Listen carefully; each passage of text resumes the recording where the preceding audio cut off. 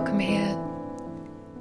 I'm going to deal here briefly with biblical pointings to the metaphysics, cosmology, and Gnostic understandings of resurrection. And the sources of this will be biblical and also dealing with some Greek thought.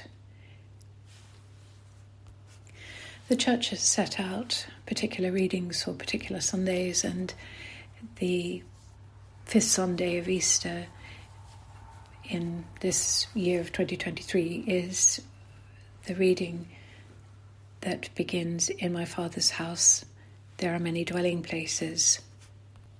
We'll come back to that, but included in this reading, Jesus says, "Where I am, you may be."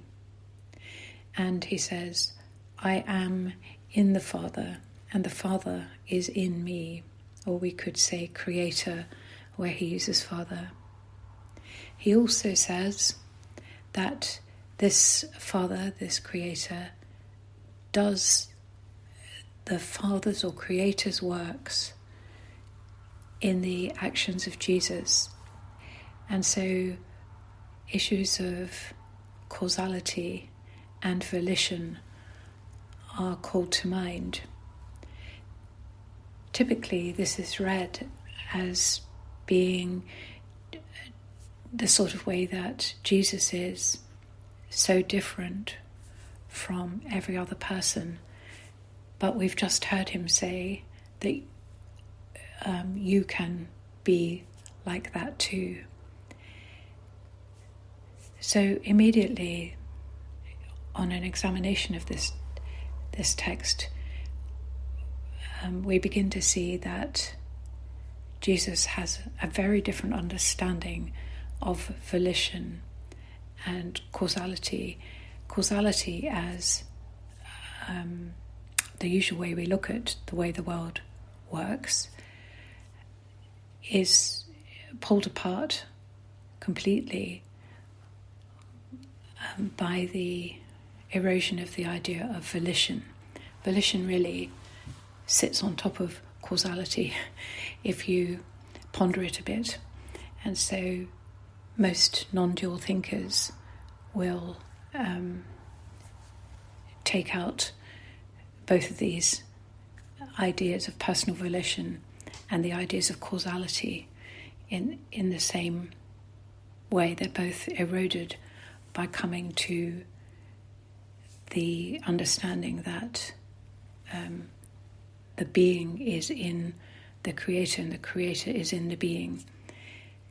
It also questions the idea of time as we usually understand it. And of course that also is connected with causality. So there's, in these few sentences, a huge amount is contained of deep metaphysics.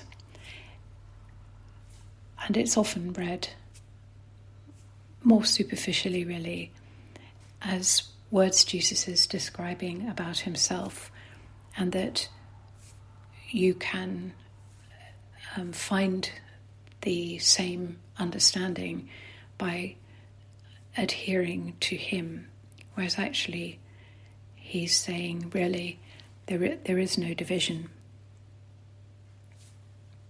between him and God, and that you can be in that same position, in which case there would be no division between you and Jesus either.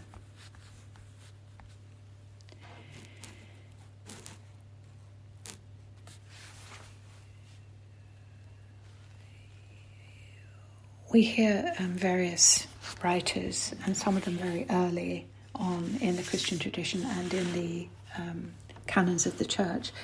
The first letter of Peter talks about God's chosen people, and that their salvation lies in a change in God's mercy, that something has happened that changes the way mercy works, and that they are then included in that.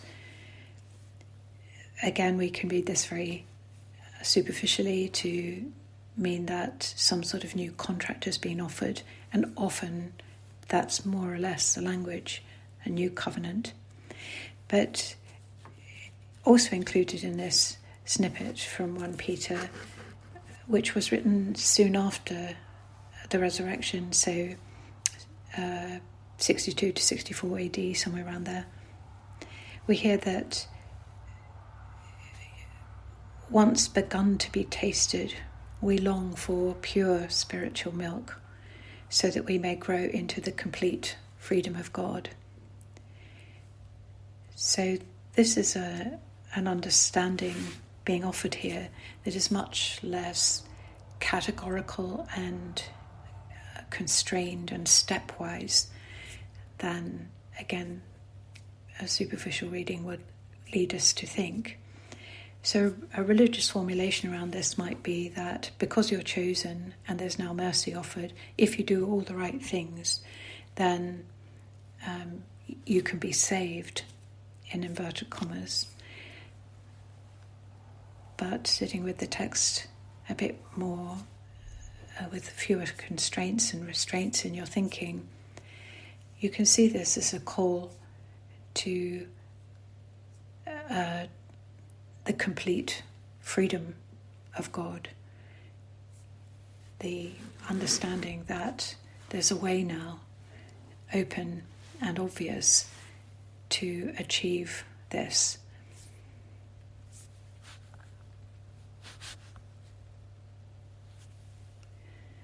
But I want to spend most of this talking about Paul's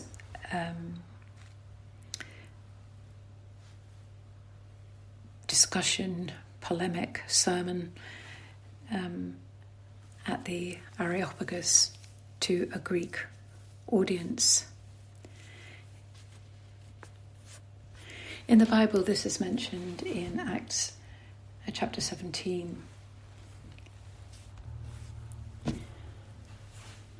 Here Paul details a view of cosmology, of all that is, of matter and that transcends matter, explaining that this God, this notion, this force is not contained in shrines, temples, churches, but is everywhere, ubiquitous. And immediately, if we have an idea of how penetrating that idea is, then this has got to be true too of each of us, that God is everywhere in everything all at once. And this God doesn't need anything and is not served by humanity, but rather it's this God that infuses mortals with life and breath for all things. So this is not a vision of God as a separate being somewhere else, and all of us getting on with our business and trying to please that God, which is much more the traditional Greek version of the gods, different personalities, different places they live, and relationships with humans that are very anthropomorphic. He talks about humanity searching, groping for God, even though God is not far from each one of us. And then he quotes a famous Greek poet called Aratas. Now this quotation he uses for "in him we live and move and have our being" is a famous quote and quoted in Jewish literature of the time.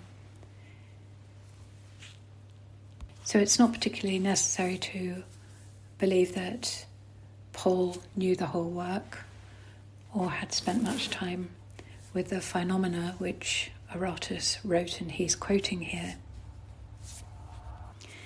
He's using this as a polemic with the Greek audience to encourage them to expand their minds from the temples to the unknown God, which they themselves set up altars to, the God beyond.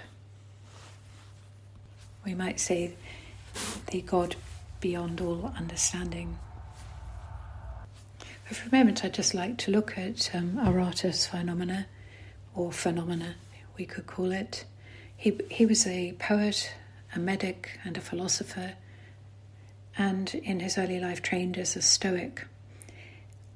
Although this work is at odds with Stoic philosophy, it's an introduction to the constellations, and it draws on earlier works. It's not particularly accurate even for the knowledge at the time, but that doesn't seem to have been his object, because it's about phenomena and imagination and deals with cosmology and with time. And one of the images used is of the mirror. So there's a famous print, lithograph of Aratas sitting with a mirror looking at the reflection of the stars behind him. Whenever we see a mirror, and you see it a lot in ancient religious practices all over the world, there's a question about whether what is in the mirror is any less true than what is in what it's reflecting. In other words, it calls into question the phenomena that we are perceiving and sensing. And in a way it's helpful, a very helpful sort of realization, because in the mirror we don't attribute a great big story to that. And it can be quite challenging when you see yourself in a mirror. But it's also a different view from looking at anything in a mirror.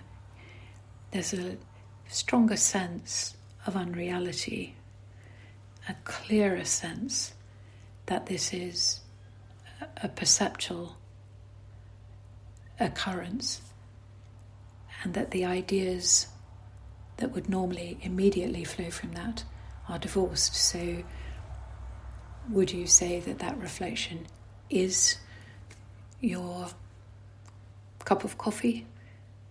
Or would you say, no, it's not really, it just looks like my cup of coffee? And what is the difference? Well, Aratas uses this image, and he concludes that there is a divine determination in what we perceive as phenomena, what arrives to us as the unfolding reality, the unfolding experience. I don't really think it's possible to stretch to knowing whether Paul had read the whole work or struggled with Aratas' philosophy. It is certainly true, though, that Paul did think philosophically. He was interested in metaphysics, and that he was interested in an understanding of God that transcended religious boundaries, and that he found that portal to that new understanding through Jesus.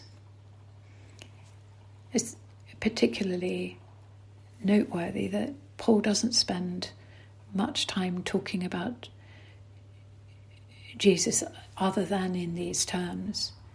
He doesn't record details of his life. He doesn't go into depth about the resurrection or any of Jesus' teachings, really. It's this concept of the portal through which we can lose the restricted, constricted view of God, move into a close, intimate, and completely unbounded relationship. Immediately you begin to realize that to do that completely, you do have to lose your ideas of yourself. Jesus talks about that, but Paul also does. And of course he uses the image also of the mirror, and that he is looking at a mirror darkly and hasn't got to the place of the optimal, complete realization of himself in God. That's in his letter to the Corinthians. Okay, so where does this get us with respect to resurrection?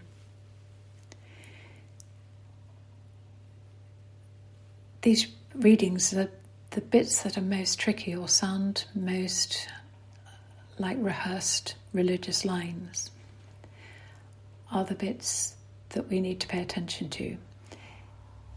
And they, rather than presenting a fixed, bounded set of constrained ideas that we must adhere to and perhaps turn into our self-righteousness or our salvation in inverted commas, or any of these words that or ideas that lead to an understanding of the resurrection of Jesus, and this whole concept of the resurrection of Jesus as something that brings us something in our limited understanding of ourself, that we can stay as we are completely and take on board the resurrection as an item and use it perhaps to transaction with ourselves, our families, our culture, and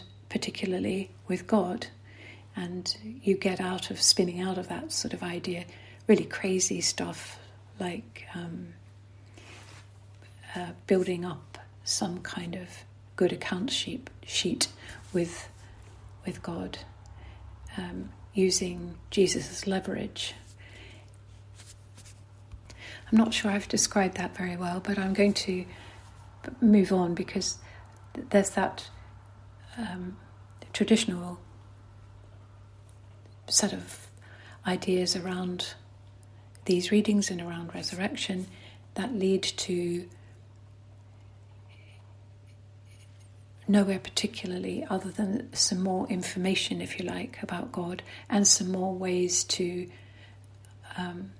get in line with God's thinking, with or God's plans or something like that. In a way, these sorts of formulations bring discomfort, and you can see that in the fracture of the church over the millennia, and you can see it in individual people at different parts in their lives, and you can see it in somebody who hasn't heard the Christian story before. These are little glitch points, because that brings a sort of understanding that something is being contracted and turned into some building blocks to a place that we need to get to. The alternative is to spend time with some metaphysical reflection. What is materiality? How do we understand it? As a limited organism, how can we ever relate to it fully? If we were bumblebees, we'd see it completely differently. what about the concept of time, which ultimately doesn't exist but is a useful metric for us in our limited cognition to understand what's going on and to make sequential stories and therefore come up with ideas like causation and personal volition. But if indeed we live in God, move in God, our beingness is in God, as Aratas says and Paul quotes, if indeed we live in God and God lives in us, as Jesus says, and that properly understood, the concept of volition is not personal to you or me, but flows from this same source, this same creator. It's this that is moving and working. And so we're brought to eternity, the deep experiential knowledge, Gnosis, of the present as the only eternity. And that this beingness, this indwelling and dwelling in, this true understanding of who you are, not as an agent running around doing things. That's the way we typically think of things. It's our understanding of ourself and the way the world works. Jesus points very firmly away from that. Great clarity in his teaching. And Paul is doing the same with the Aratas quote. So there is no death. There is continual beingness. The body may die. The being never does.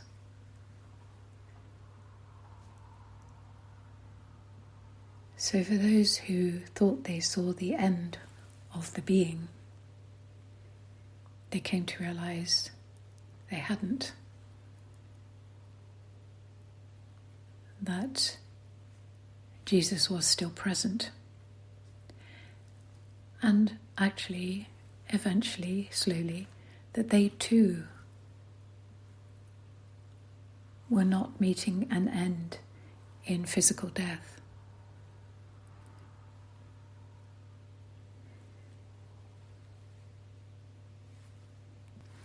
I'm not going to say much more on this at all, but to encourage you to reflect very deeply on these matters about life, personal volition, cosmology, the way that we understand the world being very limited, and our self-understanding being a huge contraction built around our ability to perceive phenomena. Like Mary, we want to ponder these things in our hearts. Ponder the interesting or scary thoughts about the unreality of so much we call real and material, and the actual reality of beingness, moving and flowing in that great beingness without division.